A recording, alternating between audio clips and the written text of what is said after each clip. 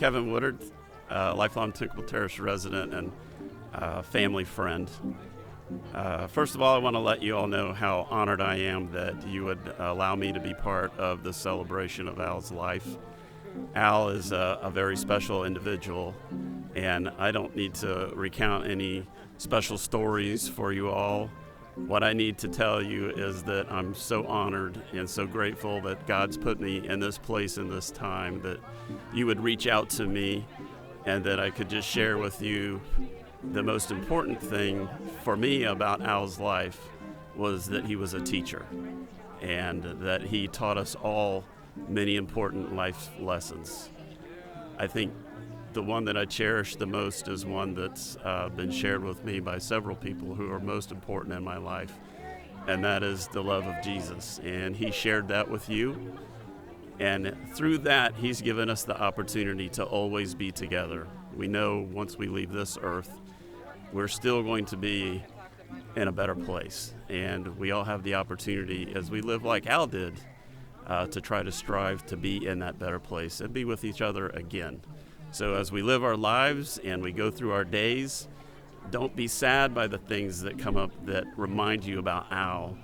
Be grateful in those things and use those to share with other people, share his memory with other people, because through that, he will always be alive, and he lives in you, and he will live on in beautiful places like this garden, and we are just blessed to have had him as part of our lives and one of our mentors and teachers. God bless you all, and thank you for letting me be a part of this ceremony. Hi, I'm Sherry Donahue, and my wonderful Al and I joined the Garden Club at the same time. I didn't know that because he seemed to be such an expert on everything that I thought he had been a Garden Club member for a long time. However, I do know that the one thing he said constantly, as we would all say, ladies, ladies, pay attention, and he would say, and we say, oh, and Al. And Al. He was the first man to break the gender barrier in the Garden Club. Even though the club is now 60 years old, he was the guy. But he never made us feel like he was an intruder. I mean, come on, let's face it, that took a little guts on his part. But he made us feel like if we asked a question about, well, we know what that plant is because it's a caladium, and then of course he would say it was, fill in the Latin name after that. So he was a great teacher. And he made us realize that not only were we supposed to enjoy floral design and horticulture, but we were supposed to share that with any and all who would listen. And so that's what he left for me. That's the legacy he left for me, and I will be forever grateful. And that's my story. Hi, I'm Kathy Spalding. When I first met Al, it was at the Garden Club. And in our first flower show back in 2011, when he was club president, he was having trouble getting people to bring plants. So he came to my house, knocked on my door and said, we need you to bring a plant. I said, I don't have any plants. He said, this one right here in your garden, just dig that up and bring that plant. And it got a blue ribbon. Thanks, Al. I'm from the Floral City Garden Club. I go to WVT and volunteer at Wekiva every year. My first year at WVT, the entire office building was full of Brooksville women. So there were 8 of us that all came in together. Lo and behold, Al shows up and there is no bed for him in the entire place. One of the gals actually had a blow-up bed. We blew the bed up, put it into the kitchen. One of us volunteered a pillow, somebody else volunteered a blanket, all the things he needed. We closed the door, and we could hear him calling Jane, saying that he was the rose between 8 thorns, and that's how he slept that night.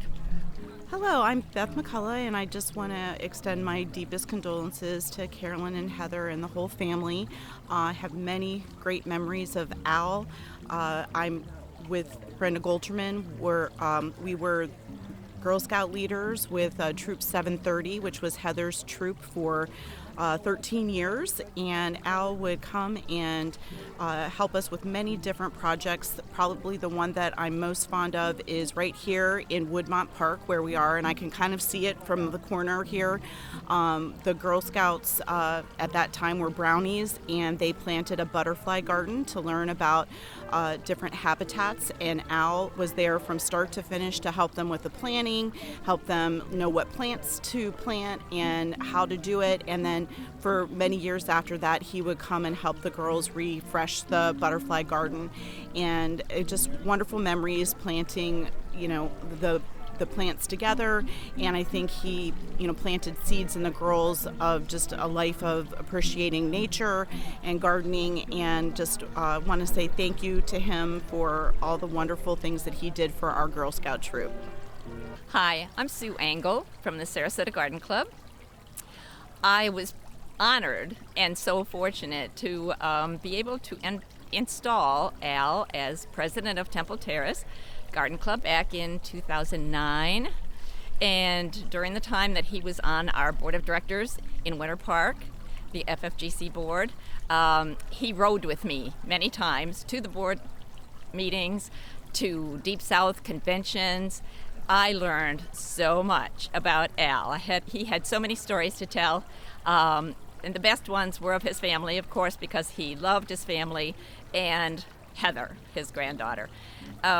Also, I was president of FFGC from 2013 to 15. So at that time, he was the third vice president. So we worked well together then. He was a big help. He loved horticulture. He was so good at horticulture. And he loved Wekiva. And so during 2000, when he was third vice president and second vice president, he was at Wekiva Youth Camp, which he absolutely loved. He did a fabulous job. And so I just loved working with Al.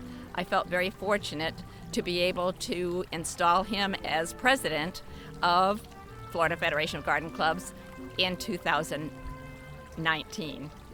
So I just loved Al and enjoyed being with him.